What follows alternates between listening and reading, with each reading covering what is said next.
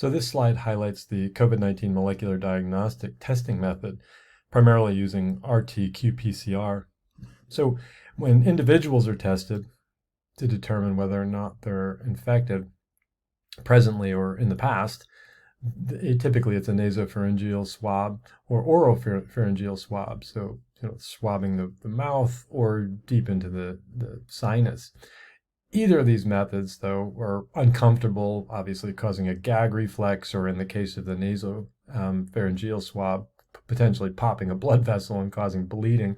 So again, not the most efficient way to collect the specimen. The next step is typically RNA extraction, where the virus RNA is purified using usually a standard kit. In the case of Cal Poly, we came up with a saliva test in which a little bit of saliva could be collected, heated to 95 degrees Celsius for about 5 minutes, which would lyse open the viruses, and then you could directly perform quantitative PCR on an aliquot of that sample straight up without purified RNA. However, with the wastewater protocol that I developed for Cal Poly to test both city and campus wastewater, that one we had to collect straight up wastewater and then perform a relatively simple RNA extraction to generate purified RNA. In either case, the purified RNA is applied to an RT-qPCR reaction. In that case, the polymerase, the labeled probes, and nucleotides and other essential components, magnesium chloride, etc., can be added together in a single reaction mixture to facilitate retrotranscriptions. So here's our purified RNA that is retrotranscribed or reverse transcribed into DNA. And each time one of these events happens, there's a bit of fluorescence that's emitted. And so that those data are processed by a computer, the computer software. So here you see fluorescence on the y-axis and basically cycle numbers on the x-axis. So each time there's a round of replication, it's considered a cycle. And so we generally will set the threshold manually, telling the machine that any fluorescence below this level is negative, and anything above that starts being positive. And so as the reactions proceed, cycle to cycle, there is a growing amount of fluorescence. And the point at which that fluorescence crosses the threshold is the so-called CT value. And that's important data that we want to collect. And I'll show you in the next slide a little better example of that. A negative sample, however, will never cross the threshold. So here's a slightly better look at that.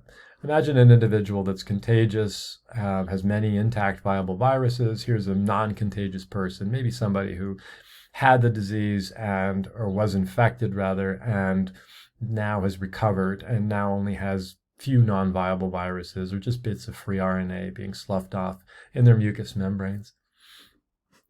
So in the case of the infected individual, the RNA extraction should yield lots of high-quality RNA from these many virus particles. And when that's subject to RT-qPCR, each cycle, so these 5 RNA pieces will then be doubled into 10 during cycle 1. And then those 10 will be doubled to 20 in cycle 2, et cetera, et cetera. And each time there's a cycle, there's again a burst of fluorescence. The non-contagious individual with a few bits of RNA will also cycle in the same manner exponentially, but again, you're starting with a smaller number, and as a result, it takes many more of these cycles to cross the threshold. So a CT, in this hypothetical example, the contagious person has a CT of 27. It took 27 cycles in order to start seeing fluorescence from that individual. And the non-contagious person took 37 cycles to start for the machine to start seeing a positive reaction. But here's where I have a little bit of an issue with this. Each of these people would be considered positive, and each of these people would then be subjected to the typical COVID policies, including quarantine and contact tracing of all their contacts and so forth. regardless of the fact that there's a huge difference in these CT values and the potential interpretation.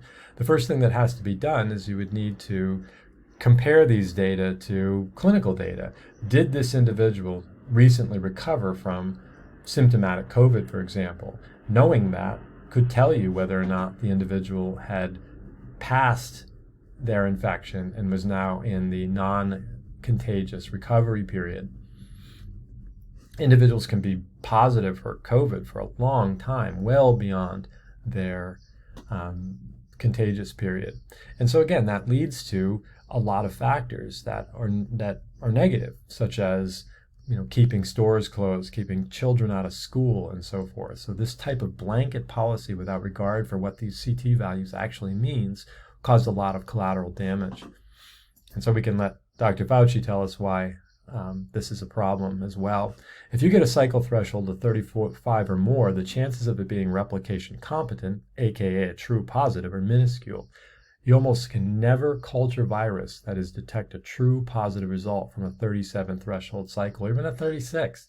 So the point is, we don't really know what these mean. We were just treating everybody equally as infectious individuals, and therefore, again, increasing the likelihood of collateral damage. And so you can listen to this interview that Fauci gave for yourself.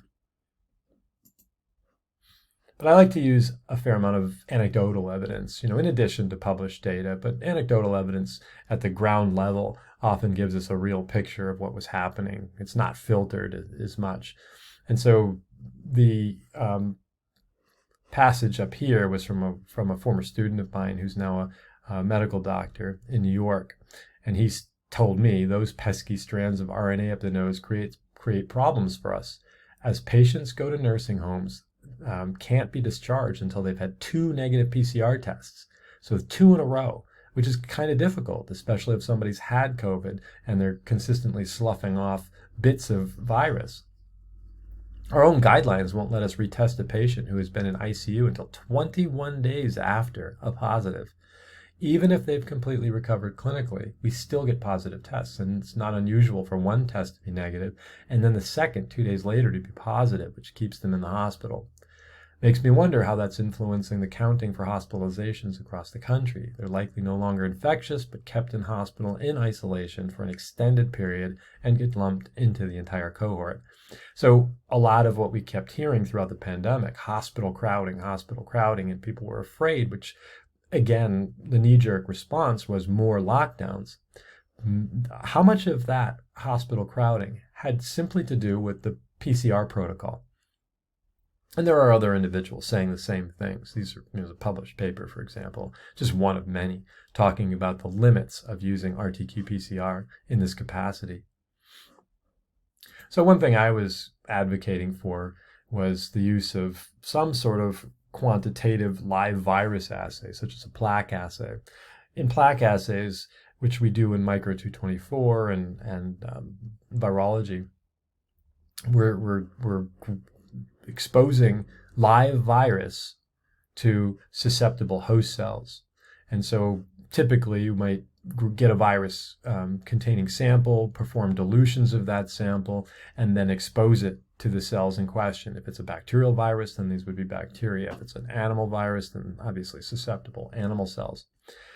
So when these viruses are then plated along with the cells, susceptible host cells, you can look for certain cytopathic effects. In this type of assay, we're looking for plaques, which is where the virus is basically cleared out host cells in that particular region. And you can quantify these. Each of these spots represents where a viable virus was added and wiped out all those local host cells. This is an actual image. Obviously, this is a cartoon, but you can see the plaques very clearly, and you can count these and get a sense for the number of infectious viruses that an individual is secreting. And this is the type of assay that we needed to optimize and use in order to triage individuals into contagious versus non-contagious, again, to limit the collateral damage associated with our pandemic response.